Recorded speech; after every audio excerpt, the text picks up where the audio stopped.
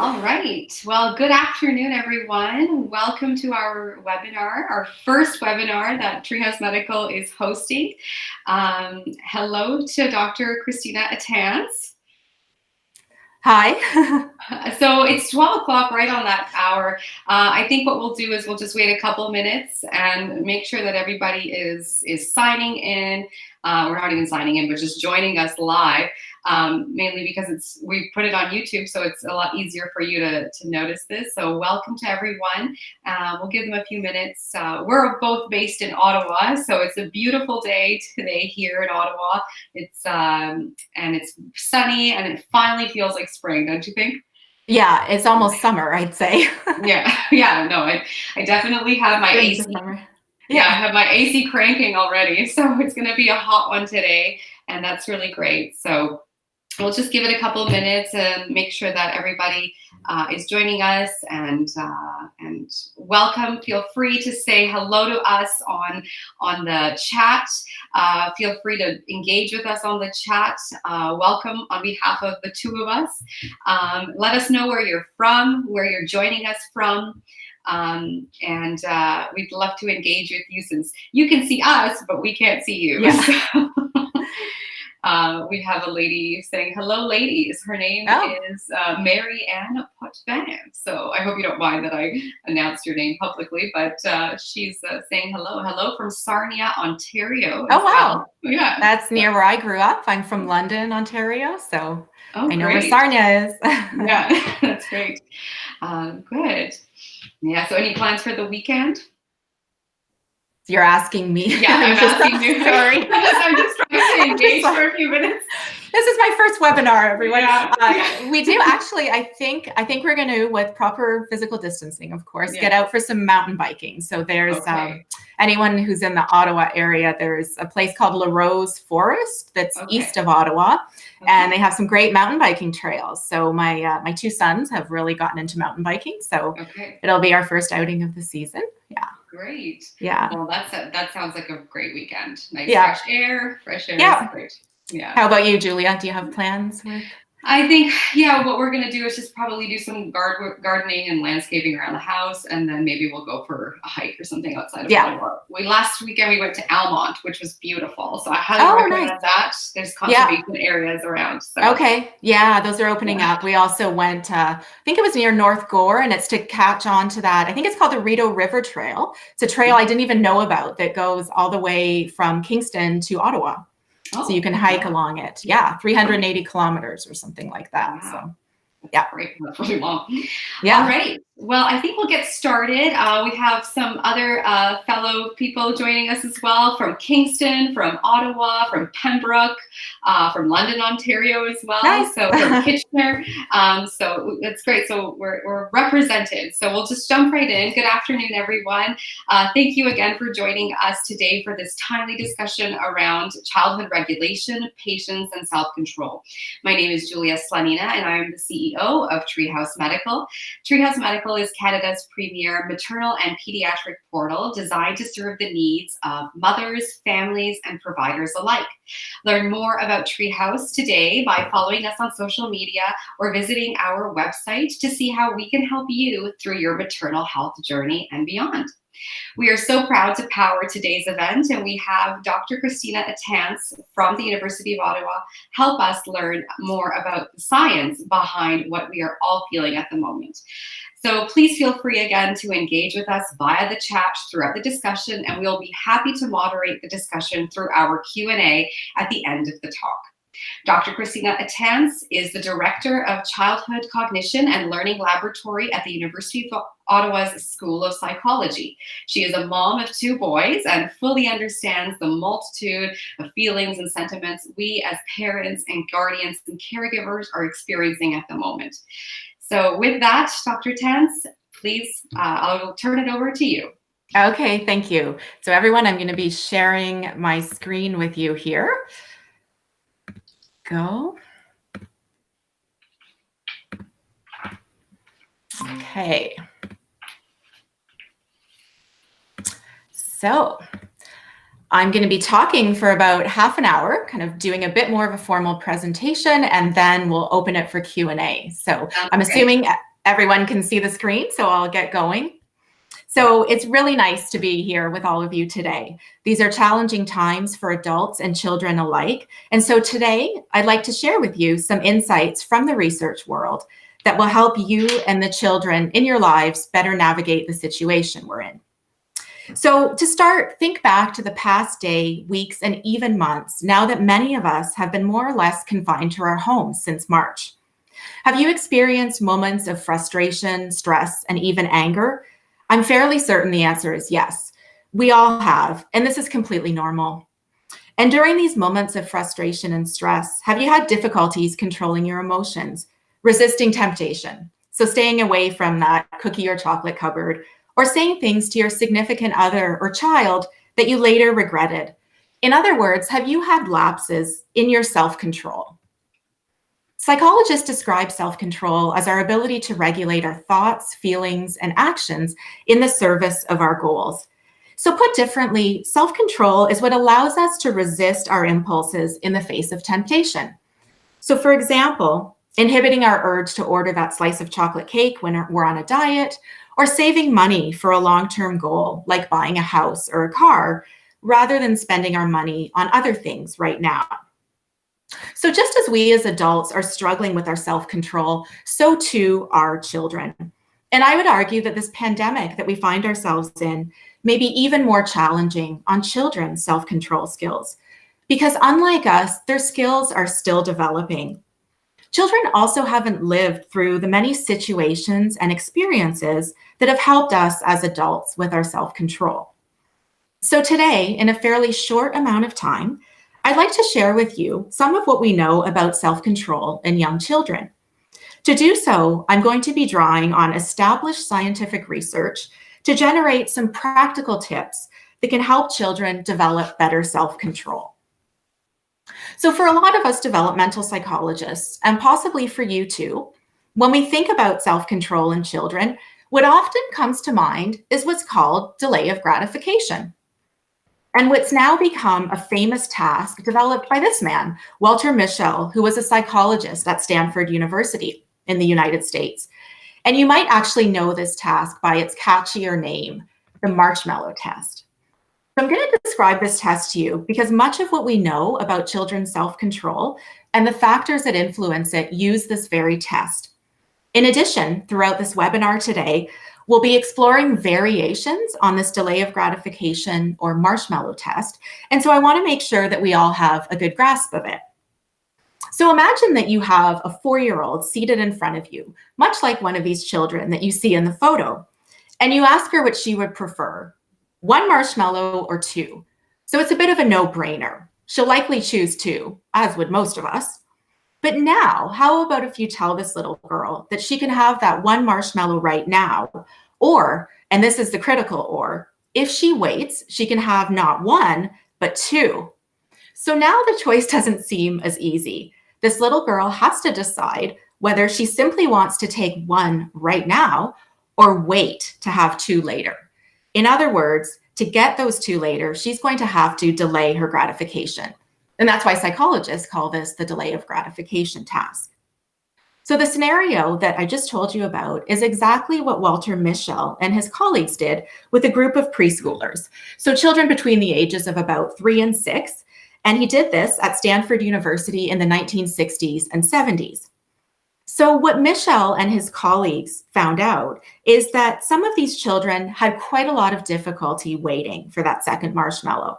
So after a minute or 2, or sometimes even after mere seconds, they grabbed the 1 marshmallow sitting right in front of them and started eating it, as you can see some of these children in the photograph doing. They were simply unable to control themselves or to wait. But there were other children who waited it out up to 15 minutes to get that second marshmallow. So as any parent knows, that's a long time for a 3, 4, or 5-year-old to wait. In general, the older kids waited longer, and that's probably not surprising because our ability to control our impulses does tend to improve with age. But even more interesting is what Mischel and his colleagues later discovered about those preschoolers who were able to delay their gratification. So those children who waited for that second marshmallow. So those children who waited or who had better self-control ended up being more prepared to enter school and showed higher math and literacy scores in kindergarten and early elementary school. Now, these researchers even followed these children up into adulthood and found that they had greater employment success, greater health and wealth, and lower levels of criminality. So given these positive outcomes, it's not surprising that researchers, educators, and society at large really care about delay of gratification and self-control more generally. It does seem to matter for our success.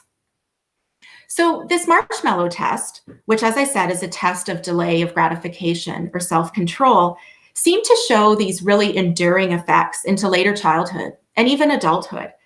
And this led many psychologists, myself included, to view self-control as this very stable trait and one that might not change very much from situation to situation or even over the course of human development. Either we have good self-control or we don't. Either we can wait or we're not that good at waiting.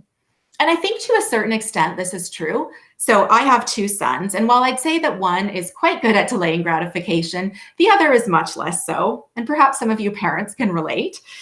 But what new scientific research is showing us is that the extent to which we delay gratification or engage in self-control more broadly can also be very much influenced by our environments. And this is why I want to talk to you about self-control and how this pandemic might be influencing children's self-control. But even more importantly, I want to take the research and try to translate it into tangible and concrete tactics that we can implement to support our children's self-control during this difficult time. So there's good news and there's bad news. That's always the case in life, right? Good news and bad news. But how about we get the bad news out of the way first, and then I promise we'll move on to the good news.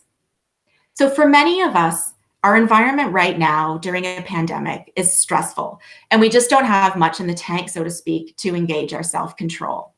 We're all trying our best to manage the day-to-day, and in some sense, I think that we're really focused on our current needs, so the here and now, and perhaps not thinking as much about our long-term goals.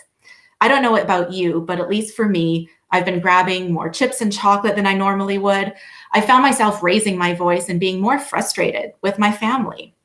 And in some ways, I've just kind of thrown my usual self-control out the window. I don't have as much energy to engage it. And our routines have been turned upside down. And we're also in our homes with many of the temptations and distractions that we wouldn't normally have. And the same is true about children. Think about how their routines have also been upended. And of course, we've also just found out that schools in Ontario, at least, won't be resuming for the rest of the year. So that's an added challenge. So this means that children, just like us, will continue to have many distractions in the home that they wouldn't normally have. So their screens, their toys, and so on. So given all of this, it's not difficult to see how children's self-control is also really being challenged during this time. And as an aside, this is why psychologists and parenting experts are really advising parents right now during this pandemic to implement a routine for themselves and for their children. It really will help. And we're really trying to do that in my household. It's not always easy. It doesn't always work, but to the extent that we can, I think it's really useful. And so I'm going to take a few moments now, just as I'll do throughout this presentation, to give some tips, some concrete tips that you can try to implement. And really the first one that I have is simply to be aware of the challenges that we're currently facing. And let's not be too hard on ourselves and our children if we're all suffering from lapses in our self-control. I think that as we're slowly able to re-implement our old routines, and as we start to have a better sense of what the future holds, some of our old self-control will return. And the weather is getting nicer. Some of the restrictions are easing a little bit, so we can maybe start to resume some of these activities that we used to do. And because we have more control over the right now, what I think we should try to do is really, again, implement a routine and activities that give your child's day some predictability. So I just said that gaining a better sense of what the future holds is important. In other words, having a bit more certainty about our futures is important. And this is because we know from research that when children, or adults for that matter, are faced with uncertainty, or a future that's uncertain, their ability to delay gratification will decline, and they may become more impulsive in their actions and behaviors. So to put this into a real-world context, let's engage in a little thought exercise together.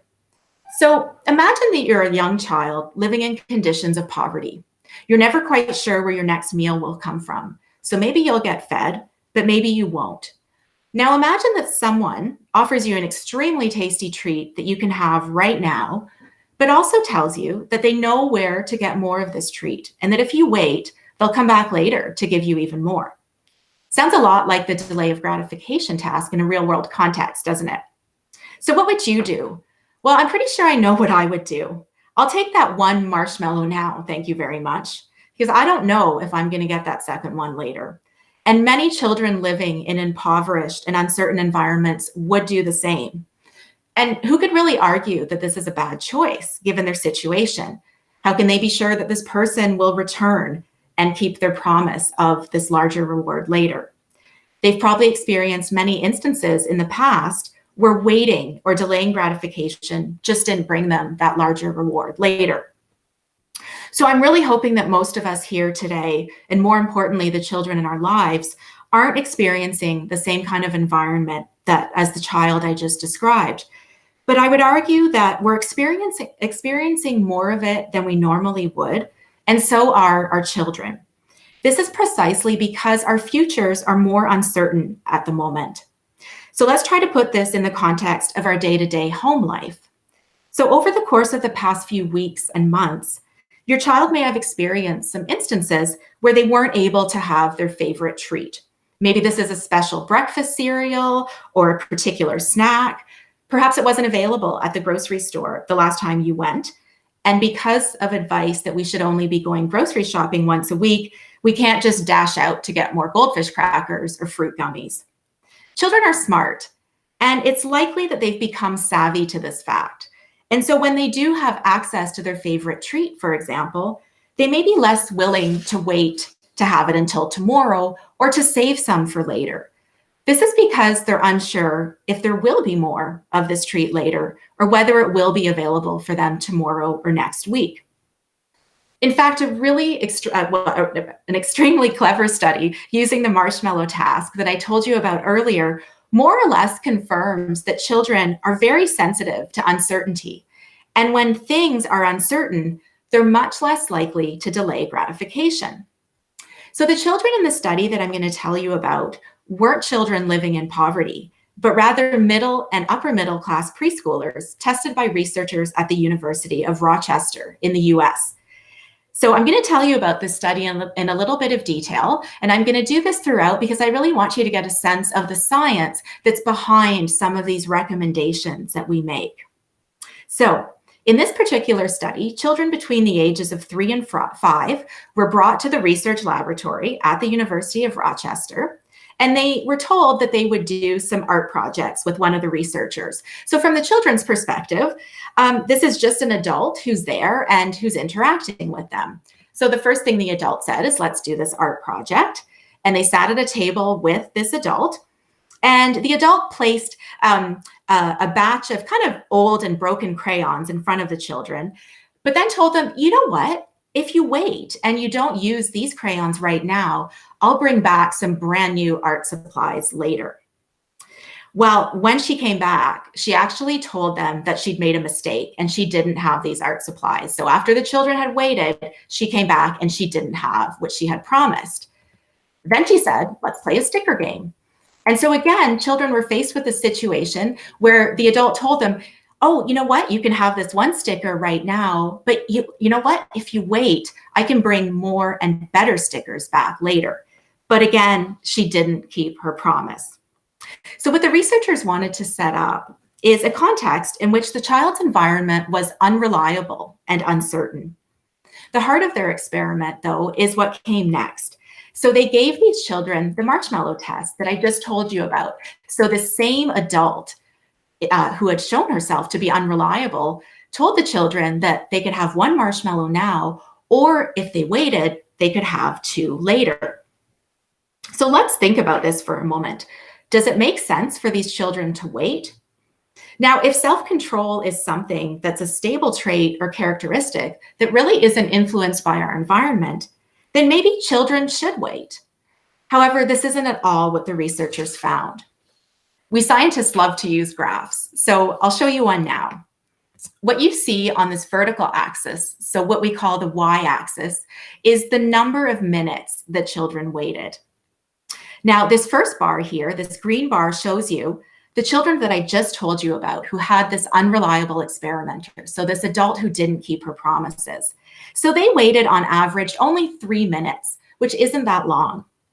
But what I didn't tell you about is that there was another group of children in this experiment, a group who had a reliable experimenter. So someone who kept her promises. So who brought back the brand new art supplies and who brought back more stickers. So the children with this reliable experimenter waited on average 12 minutes. And this is what you're seeing in the blue bar here. So they waited 4 times as long. So the reason I wanted to tell you about this experiment in some detail is because I think it relates to the current situation we're in. I think that because our environment is less stable and more uncertain, delaying gratification, so waiting for things, may in fact be harder, especially for young children. So now let's take another moment for some tips here based on this research. So one thing I would say that rather than promise your child a treat or a toy that you may not be able to provide, or an activity that might not be possible because of the uncertainty of the pandemic, promise something that you do have control over, because you don't want to become that unreliable experimenter. So for example, if you don't have chocolate chips in the house right now, but your plan is to duck out and get some later, don't promise them to your child. Instead, promise her something that you're more or less positive is attainable. So in this case, a treat that you do have on hand, or an activity that you're really sure you're going to be able to complete. Now, on the same token, if you do have older children, I think that you can explain the situation to them. You can tell them that you're going to try your best, but it's possible that you might not be able to follow through. And as children get older, they will be able to understand this. But explanation is key, trying to explain these things to your child. So the bad news then, as I hope I've highlighted, is that in times of uncertainty, we tend to become more focused on the here and now, and this can challenge our self-control and our ability to think about and work towards our long-term goals. But thankfully, it's not all doom and gloom, because we know there are things we can do to help. Remember, I did tell you there was good news, and so let's get to that good news now.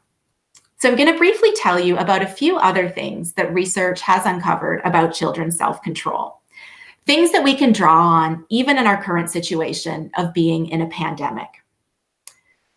So recent research by developmental psychologists is yet again showing that self-control can vary depending on the context, just as the previous experiment demonstrated. So during this pandemic, we've all become very familiar with this phrase, "we're all in this together." And admittedly, it's a really catchy one that I think resonates with many of us. Does it also resonate with children? I think it very well might. In fact, some recent experiments with young children have shown that children are much more likely to delay gratification if they learn that someone who's in their in-group has also delayed. And by in-group, what psychologists are referring to is a group of people that we belong to and identify with. So family, friends, and even other Canadians.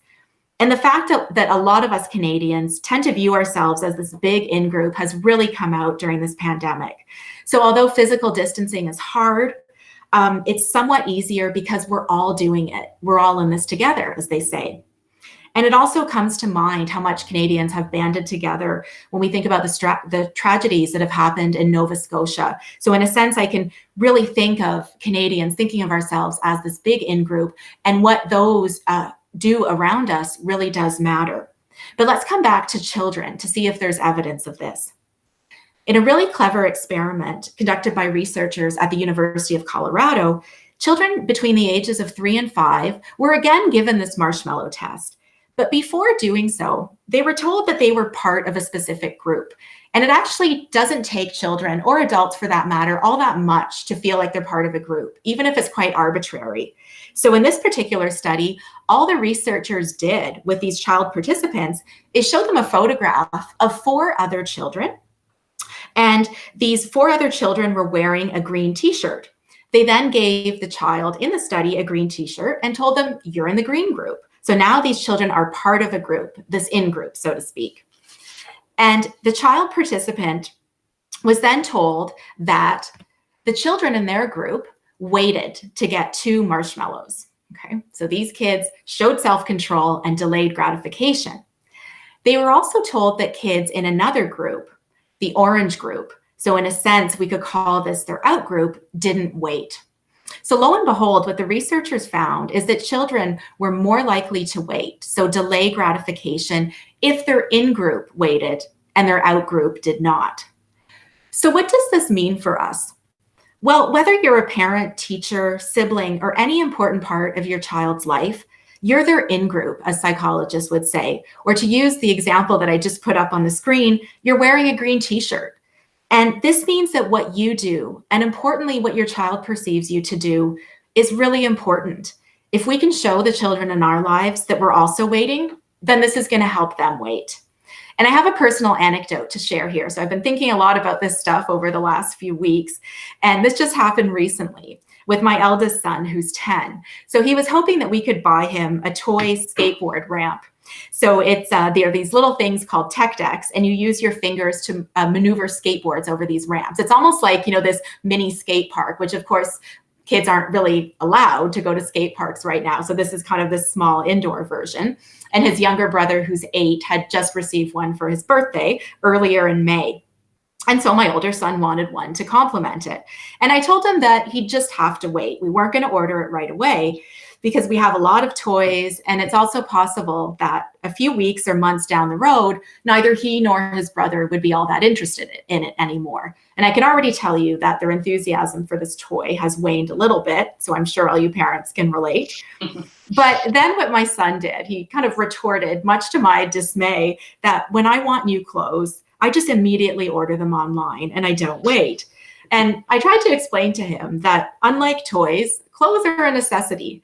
But then I realized that I am a bit too quick to buy something. And more often than not, it's because I want it rather than actually needing it.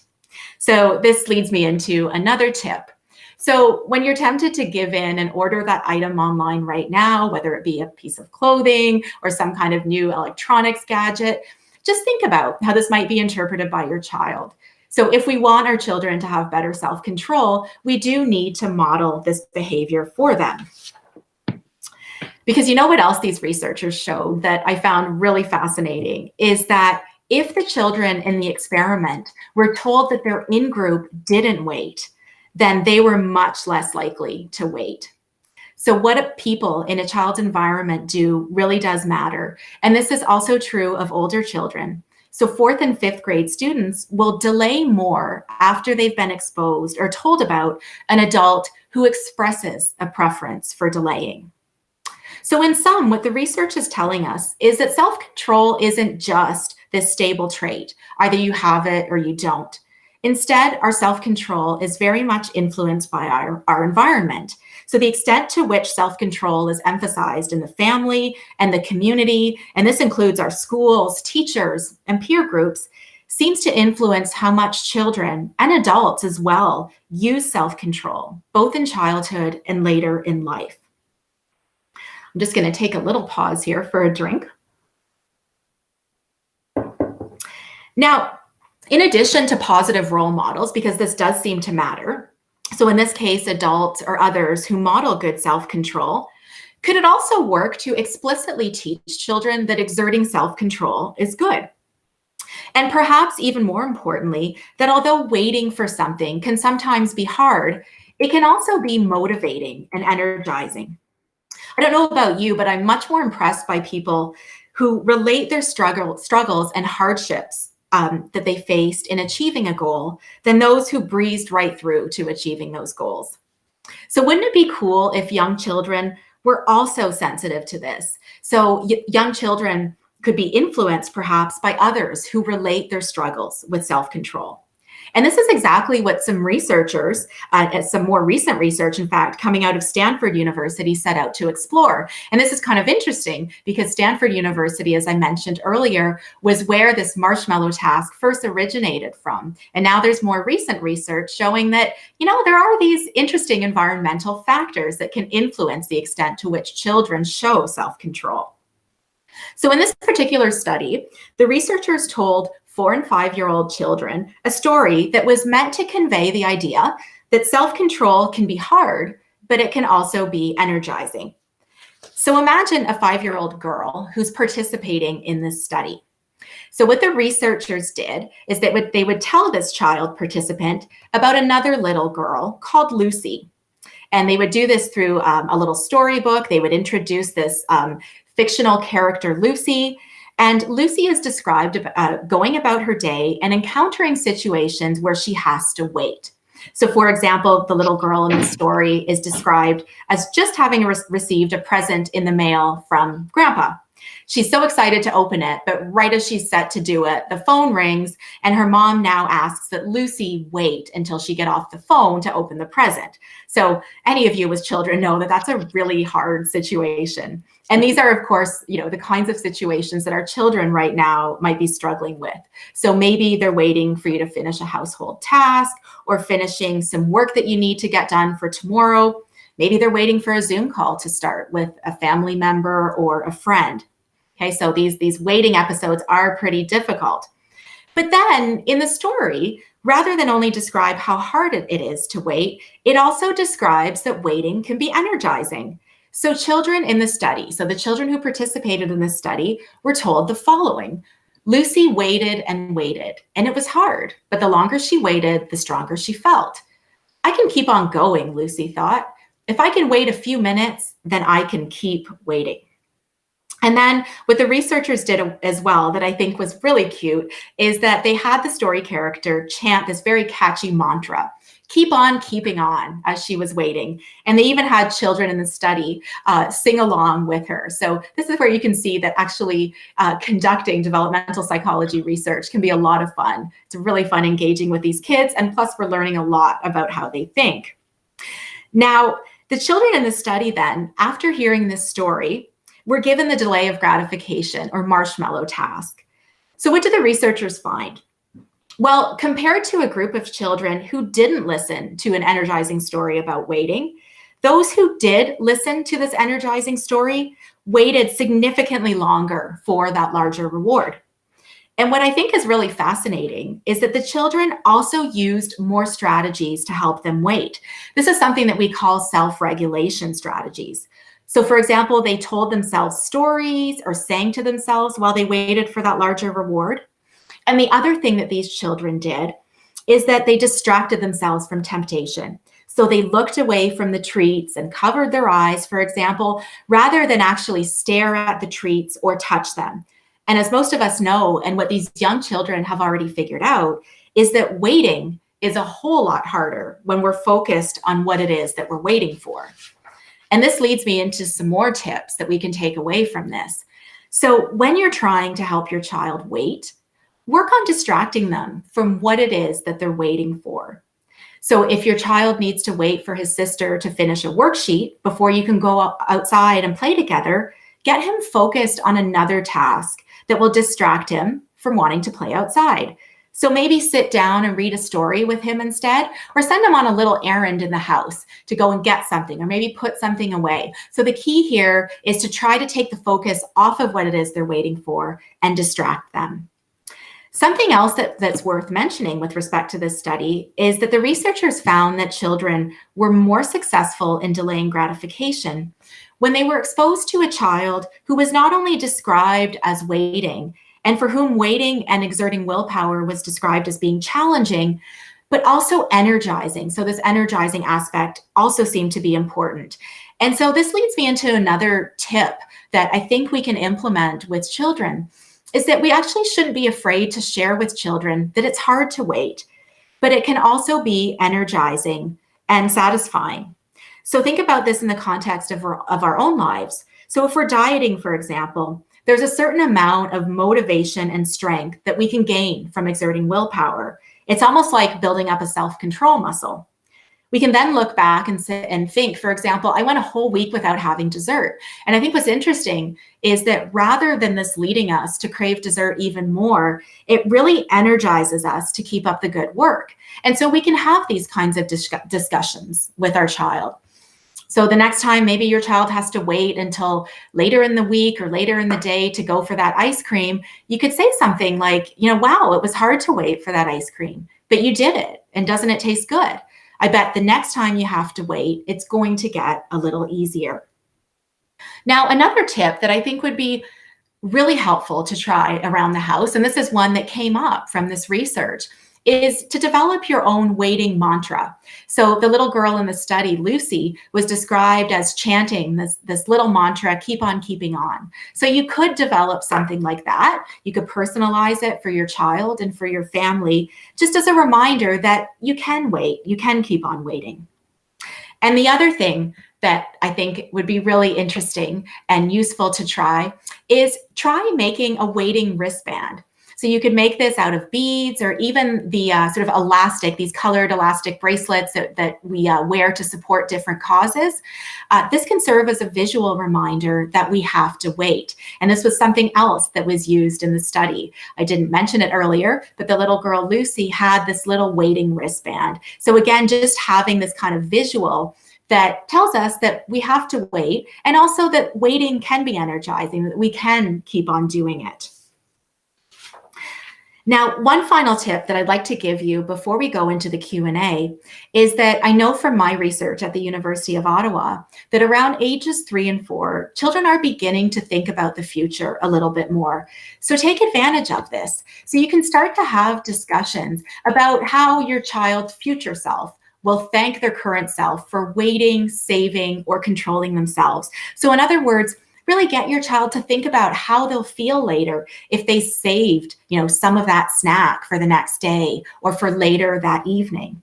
And again, just to give you another sort of anecdote from my household, my 8-year-old loves to listen to these ghost stories that his older brother is reading during the day. But then at night, he remembers these stories and gets scared. I think that could probably happen with us too when we watch these horror movies, and it seems fine until suddenly you're at night, it's nighttime, and now you're getting nervous about it. So this is what happens with my 8-year-old. So now what we've come up with is this system, we'll see how well it works, is that when he's tempted during the day to read those stories, he and I discuss how future Leo is going to be really happy that now Leo didn't read those stories. And we have tried this once and it seems to work. So that's another tip I have for you. So this brings us to the end of this more formal part of the webinar. And I'm really happy to take any questions that you have about this material or about waiting and patience and self-control more broadly. Great. Well, thank you very much. I think we could all relate to so many of the topics that you addressed today. I think we all came away with learning so much. So we have a lot of interest from all of the people that have been listening, and they seem to be very, very engaged. I don't see really any questions just yet. I do see that some of our participants have shared some of their stories about how they have, children that are aged 4 and 2, and that they have meltdowns since they've been staying home. And it's always, it's hard to calm them down. And, we're exhausted as parents managing everything as well. But I think I'm hoping that we've helped you with some of those tips that we've given. But if you'd like to add anything else, Dr. Natans, on that, please feel free. Yeah, no, I know the challenges that we face, and some of the tips I gave, some of these things will work and some might not. And I think, as we all know as parents, what might work one day doesn't work the next day. And I think it's really gauging your child's mood. Again, coming back to the routines as being really essential, trying to set these up so your child knows what to expect. Because as I hope, I've been able to share with you, is that uncertainty is difficult. It's difficult for all of us, so that if we have some predictability, even in the very near future, that is helpful. And then one of the other things that I think we really have to remind ourselves is that we have to be flexible. So I know, for example, with my children, we're trying to implement the routine, we're trying to, do the homeschooling, but then some days it's just tough. It's not working. And you know what? You take the afternoon off, or you just take a break from it. So I think it's this really, it is a bit of a difficult balance between wanting the routine, wanting the structure, and knowing when it's time to just be flexible. And again, and this is probably one of the first times in our lives where we don't have as much of a precedent for what we're going through. And so we're just all discovering as we go. Yeah, absolutely. Well, I'll kick off the Q&A here, and we'll jump in. I think on the topic of the delay of gratification and self-control, maybe you could share a little bit more about saving, in particular, saving our favorite treat, since we can't just go to the grocery store anymore, or saving that craft maybe for a rainy day. Maybe we could talk about that. Sure. And actually, saving is something that we study in my lab. And I got interested in saving because I do research on children's understanding of the future and how they start thinking about the future. And we thought, well, what better way to measure this than through saving? Because, if you didn't have a sense of the future, you wouldn't save. So we started looking at how even young children as young as 3 and 4, are starting to save. And here we're not looking at things like money, which is the prototypical example, right? An adult saving for retirement. But we can get children in little experiments to save things like little toys or food items. And some of the things that we found that actually help, the first one is very obvious. And I remember at the time, this was a graduate student of mine who ran this study. She said, maybe saving is something that doesn't even occur to young children. So how about if we even give that as a possibility to them? So to some children, we'll say, you know what, if you want to save some of these for later, then you can put them aside. And so just giving children that very simple statement that saving is an option actually really helped them. So I think sometimes we forget to talk about it and to even raise that as a possibility that you can save something for later. Some other things we know that help is sometimes children themselves have to experience the situation where they haven't saved and then feeling some disappointment. So from the research we do in the lab, we know that if children have experienced the disappointment of not having saved, and sometimes we do this with games. So we've done a study where children have access to a small little marble game that's not all that interesting and a larger one that's a lot more fun. And they get a limited number of marbles that they then lose when they put it down a marble game. And so if children only get access to this large marble run after the small one, if they haven't saved any marbles, then they can't use the large marble run. So once children have that experience of not having saved, not having that resource, if you get them to go through this again, they will save more. So we know that children can sort of adapt their behavior based on having experienced some of that disappointment. I think that's true of us as adults. So those are a couple of the things that can help. And also the final one I'll mention ties into a little bit what the last point I made in my presentation was just kind of getting children connected or feeling like that future self matters. And we all know as parents, that is really hard with younger children. Absolutely. They're just starting to develop a sense of the future, but have discussions about it. Really get them to start anticipating how they'll feel when they have saved, or similarly, maybe how they won't feel so great if they haven't. Right, exactly. So feel free to ask any questions in the chat and have Dr. Atans answer you directly. So one question I see here, and I think we kind of alluded to this, and I hope it provided you an answer, but one viewer is asking, do you have any specific tips or strategies for a 4-year-old that is not focused on feelings or breathing exercises when he or she are having a meltdown? So I think we kind of covered that, but if there's anything else. Let me just state it back. Sorry, for a 4-year-old who doesn't seem tuned into. They're not focused. Yeah, they're not focused on feelings or breathing exercises while they're having a meltdown. So that doesn't seem to work too much for them. Yeah. I mean, I think sometimes it's, they just need to have that moment to have that meltdown. I mean, just to be left alone in not in the sense of being punished, but just kind of being left alone for just a little bit to help themselves regulate. And then I think that another good tip is also to really, again, these kinds of strategies, I mean, sometimes we say, well, you can put a child in timeout, but something like timeout's not going to work that well when you don't explain what's going on. So explanations are really important. This wouldn't be, I don't think, the context for a timeout, but really just to look your child in the eye and say, I know you're frustrated right now. I know you're really angry. What can I do to help? And one thing I've even done with my 8-year-old, who's the one I said wasn't so good at delay of gratification. And along with that, I find he does have more difficulty regulating his emotions. This is a tip I read from a parenting expert that really did work for him, is when they're feeling frustration and anger, get them to do something physical. So what we do, and I've done this with him and it really does work, is I get him to draw circles that demonstrate how angry and frustrated he feels right now. Are they really big circles or is it smaller? And he'll take that cue. And we've gone out with sidewalk chalk and he's drawn these really big circles. And I say to him, yeah, I can tell you're really frustrated right now. So let's just take a minute. So I think it's just really slowing things down and sort of adding, in that case, that physical component where you can demonstrate physically, visually, this is how frustrated I am. Great tips. Hopefully that helps a bit. That's a really great piece of advice there. I think maybe we can talk about children. You talked about some really great research. Now, what about children with siblings or only children? You know, have you studied any of that before? We haven't, not in this particular realm, like in terms of the research I do, we haven't really looked at siblings versus, or children, a child with siblings versus an only child.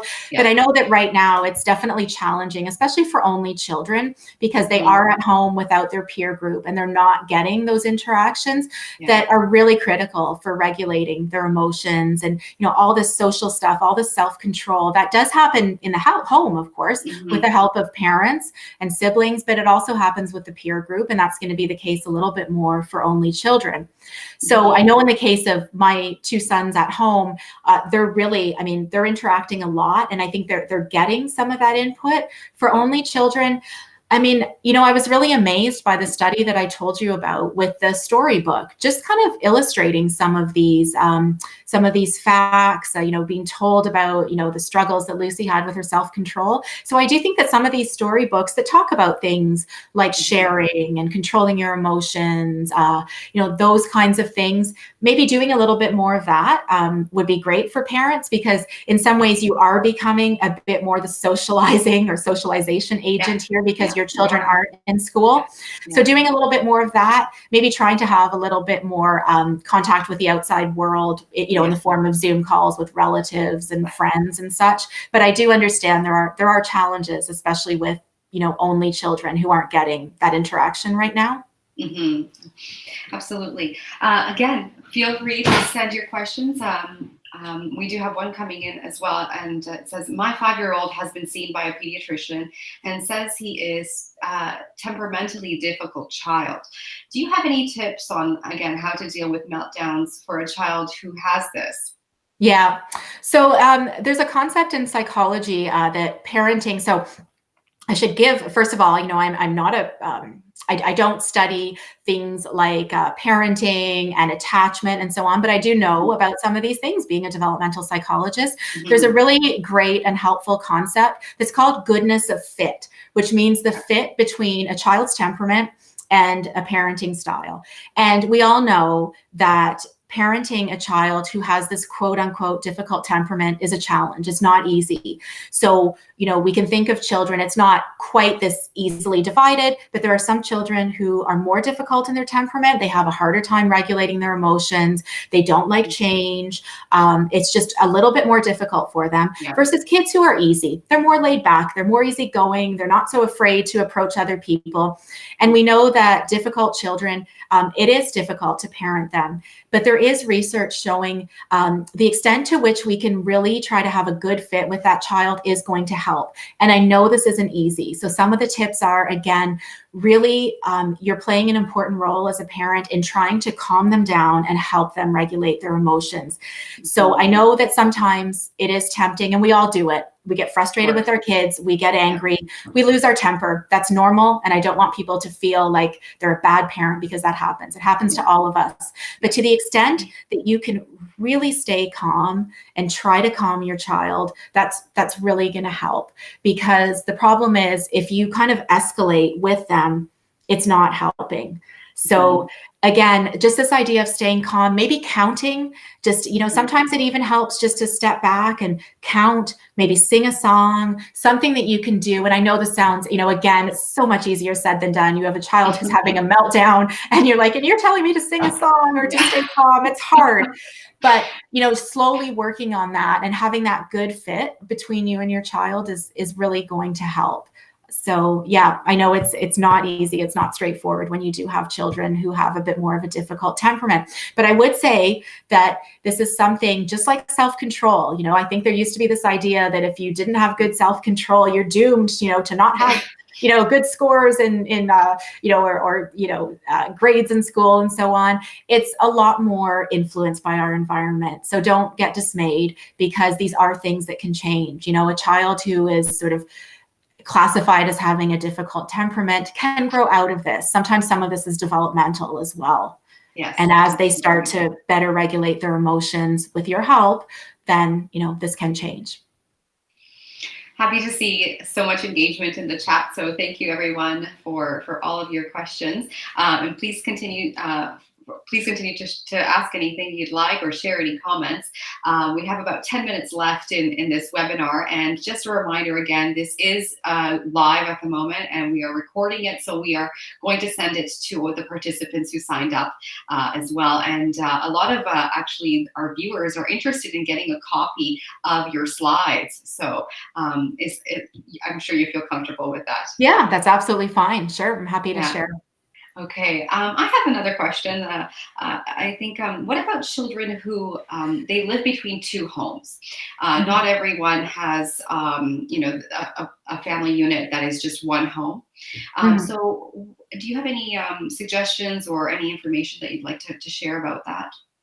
Yeah, well, I mean, in terms of, I think some of the research I've talked about even is that children are quite sensitive to the environment. So I think that they kind of, they can adjust to the different expectations that will be in each home. Like, for example, when I'm with one parent, they let me get away with a little bit more, or I can get things right away, versus in another home where there's a little bit more, perhaps emphasis put on self-control. So I think that these variations in parenting style will happen. But I would say that to the extent that parents can, and I know that that's not always possible. Sometimes there isn't a lot of communication between two parents who aren't living together, but to the extent that they can maybe try to have more of a routine and similar expectations across the household, I really do think that can help. I must say that I'm not an expert on this topic, but again, where we can bring in some of this consistency and predictability in children's lives right now, I think that could be really useful. Absolutely, I agree. I think routine is really what a lot of us live by right now at the moment, and beyond COVID, right, and pre-COVID, and as we move through the pandemic. Yeah. All right. I have one other question. I guess I'll introduce to you.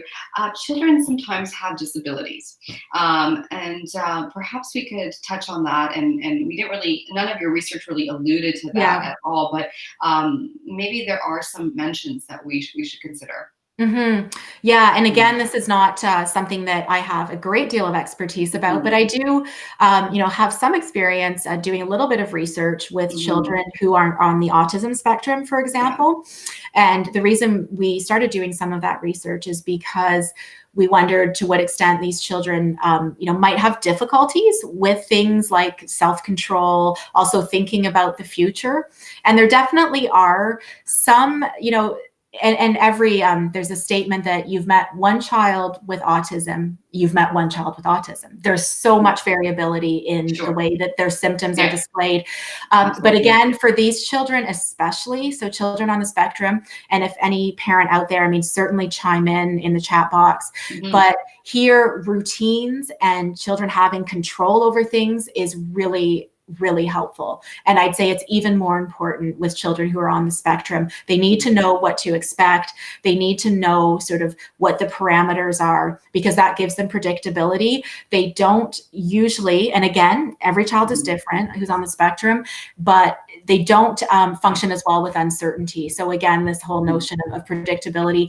And I think that, you know, when children with autism, when they are sort of in an environment that is uncertain, that's novel, I think they are going to be more prone to sort of having outbursts or meltdowns. And that's just a reality. And that's a really tough one. Children with ADHD, for example, so attention deficit disorder, either it's with hyperactivity or without, there we do know that there are, you know, difficulties with self-control, with impulsivity. But I was reading some research a little while ago showing that here, kind of formulating more explicit plans and statements to help these children regulate themselves can be beneficial. So, so again, kind of drawing on the research world here. In one particular study, researchers gave these children with ADHD a particular task. It was a little computer game where they had to stop themselves from pressing a button when they saw a red image, but then press the button when they saw a blue image. And what was interesting is that they just got these children to repeat this statement: whenever a red picture appears, then I'll wait for the blue one, and just kind of got them to repeat that a couple times before starting the task. And psychologists refer to this actually as an implementation intention. So this very specific kind of intention that you set for yourself. So, and it's often talked about in the context, I feel like I've been talking a lot about dieting and reaching for foods we shouldn't, but in the context of dieting. So for example, you know, when you get to that party and you hit the table with all the unhealthy chips and cheesies and those kinds of things, you basically set this intention: when I see the chips and cheesies, I'm going directly to the, you know, the vegetable tray or something like that. So again, I think here in this case, it's maybe anticipating beforehand what some of these distractions or temptations might be, and then maybe even rehearsing them. And it seems that this can help with children with ADHD and children who don't have this kind of diagnosis. So really setting things up beforehand. Absolutely. Yeah. Great. I think we have just some great takeaways today. We've talked about a lot over the last hour. We've engaged with people from all over Canada and maybe even internationally. We don't know since they haven't engaged. But in any case, do you have any closing remarks, Dr. Atans? Well, I'd really like to thank everyone for coming here today, or for attending today. And I hope that, I mean, part of my goal today was to kind of talk to you. I mean, I think often in the media or through different channels, we hear about these tips, or, you know, what developmental psychologists or parenting experts are saying, but we rarely get to hear in detail the research that it comes from. And so I hope that, you know, I was able to, you know, I probably gave you a little bit more information than you're used to, but it was really in the service of saying, this is how we do the research. And then these are the kinds of tips or recommendations that we can take from it. So just so you get a really good sense of, you know, why we're making these recommendations and where it's coming from. It's coming from science and from a real systematic study of children and what they do in various situations. So anyhow, I hope that in that sense, it was educational for you. And also, you know, just to reiterate, I know that, you know, these really are challenging times, and there are, you know, other things that I think can help. I hope I've been able to give you a few that might give you some ideas of what you can do. And yeah, just kind of stay positive, take it day by day, and good luck with everything. Absolutely. Well, yes, thank you again to you, and my sincere thanks really also to everyone for who took part in our discussion today and who came and watched. We're still getting used to this whole notion of webinars and not doing this in public and looking at you. But we are very thrilled to have had the opportunity really to connect with the community. We'd be happy again to answer any further questions that you have offline, or to receive receive any sort of feedback on today's talk. On that note, it's Friday, it's almost the afternoon, and we wish you very well, stay happy, stay positive, don't forget to smile, and we hope to see you again soon as we look forward to expanding our virtual content series. On that note, thank you. Thanks, everyone. All right, thank you. Bye. Bye.